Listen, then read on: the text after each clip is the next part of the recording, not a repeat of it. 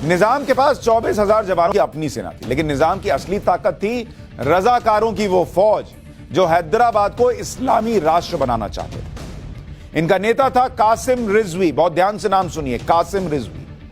कासिम रिजवी मजलिसे इत्तेहादुल मुसलमीन इसका नेता था। मजलिसे इत्तेहादुल मुसलमीन क्या हुआ? MIM। आजकल आप AIMIM सुनते हैं, अभी AI को साइड रखिए, अभी MIM पे रहिए। उसका नेता था कासिम रिजवी, जिसके नेतृत्व में इत्तेहाद के सदस्यों की संख्या 10 लाख तक पहुंच गई। इनमें से 1 लाख रजाकारों को हथियार चलाने की ट्रेनिंग दी गई। हर एक रजाकार को यह कसम दिलाई गई कि वो दक्कन में मुस्लिम सत्ता को कायम रखने के लिए आखिरी सांस तक लड़ेंगे। कासिम रिजवी वैचारिक तौर पर बहुत कट्टर था। खुद को हैदराबाद का जिन्ना ही नहीं बल्कि जिन्ना से भी ज्यादा कट्टर मानता था। कासिम रिजवी अपने घर में जिन्ना की तस्वीर लगाकर रखता था और कहता था कि दुनिया में जहां भी मुसलमान का हित होगा वहां जाकर लड़ेगा। कासिम रिजवी और उसके रजाकारों ने हैदराबाद में खूब खून खराबा किया। अगस्त 1947 में भारत की आजादी के वक्त जब बंगाल और पंजाब में सांप्रदायिक दंगे हो रहे थे, तो हैदराबाद में रजाकारों ने हिंदू विरोधी हिंसा फैलाई। ये रजाकार हैदराबाद की हिंदू बहुल आबादी पर जुल्म करने लगे, उनका कत्लेआम करने लगे, हिंदुओं को घरों से निकालने लगे, उनके गांव जलाने लगे।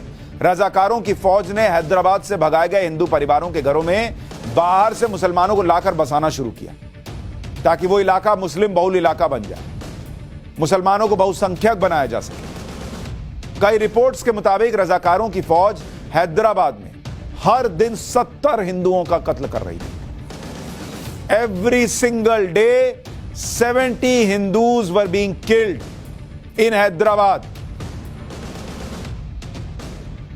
तो इसलिए जो हैदराबाद के लिए कह रहे हैं कि इंटीग्रेशन हो गया, बॉस, ये निजाम से मुक्ति मिली, लिबरेशन हुआ। क्योंकि वो निजाम जिसके यहां 85% आबादी हिंदुओं की थी, अपनी आंख के सामने रजाकारों को रोज 70 हिंदुओं को मारते देख रहा था और कुछ नहीं कर रहा था। अच्छा, इतना नहीं हिंदुओं को, ये मुसलमानों को भी नहीं छोड़ रहे थे जो इनका विरोध कर रहे थे। मुसलमानों को भी मार देते थे अगर विरोध करोगे तो। तुम तब तक इनके काम के मुसलमान हो जब तक इनके साथ रहो। निजाम और रजाकारों को भारत से अलग रहने का उकसावा पाकिस्तान से भी मिल रहा था, क्योंकि जिन्ना ने अंग्रेजों से कह दिया था कि अगर हैदराबाद का भारत में विलय के लिए दबाव बनाया गया तो हिंदुस्तान का एक एक मुसलमान, पूरे देश के 10 करोड़ मुसलमान एक होकर हिंदुस्तान के सबसे पुराने राजवंश की रक्षा करेंगे। ये जिन्ना ने बोल दिया कि सारे मुसलमान एक साथ आ जाएंगे, चिंता मत करो। इन हालात के बीच हैदराबाद रियासत में हालत यह हो गई कि हिंदू आबादी का हैदराबाद से तत्कालीन मद्रास की तरफ पलायन शुरू हो गया। रोज मार रहे 70 हिंदू, क्या करेगा वो बेचारा? चलना शुरू हो गया। और तत्कालीन मद्रास की तरफ से सरदार पटेल को एक चिट्ठी लिखी गई कि हिंदू शरणार्थियों की आई बाढ़ की व्यवस्था करना कठिन होता जा रहा है। इसी बीच 1948 में यह भी पता चला कि पाकिस्तान से हथियार और गोला बारूद हवाई जहाजों से भरकर हैदराबाद के निजाम की सेना के लिए पहुंचाए जा रहे हैं।